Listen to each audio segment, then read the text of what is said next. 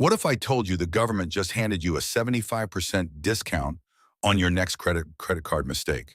In April 2026, the Consumer Financial Protection Bureau dropped a bombshell that's about to save Americans billions.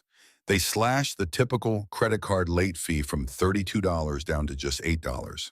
That's a 75% cut overnight. Now, before you start celebrating too hard, let me be clear. This doesn't mean you should start paying late. Your credit score still takes a massive hit from late payments. But what it does mean is that the financial penalty just got a whole lot smaller. Here's what most people don't realize. Banks collected over $12 billion in late fees in 2025 alone. That's $12 billion that's now staying in consumers' pockets. But here's the catch. Banks aren't just going to eat this loss. The American Bankers Association is already fighting this rule in court. But assuming it sticks, here's what you need to know.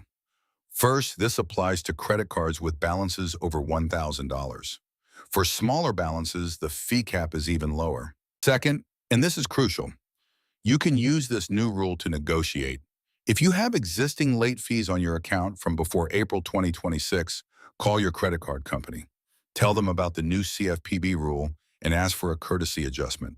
I've had 3 clients do this successfully in the last week alone. One got a $200 late fee reduced to just $8. That's real money back in your pocket. But here's what banks might do next. They could raise interest rates, reduce rewards, or add new fees elsewhere. We saw this happen when the Card Act capped overdraft fees back in 2010. So what's your play here? First, set up automatic payments for at least the minimum due. Second, if you do get hit with a late fee after April 2026, make sure it's not more than $8. If it is, dispute it immediately. Third, and this is the most important, don't let the smaller fee trick you into being less careful with payments. A single 30-day late payment can drop your credit score by up to 100 points.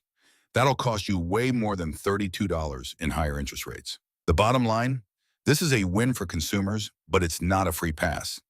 Use it to save money on past fees, stay vigilant about future bank changes, and never ever let your payment discipline slip. So here's my question for you. Have you tried negotiating a late fee since this rule changed? Tell me in the comments what happened. And if you found this helpful, hit that subscribe button because we're breaking down all the 2026 credit changes you need to know about.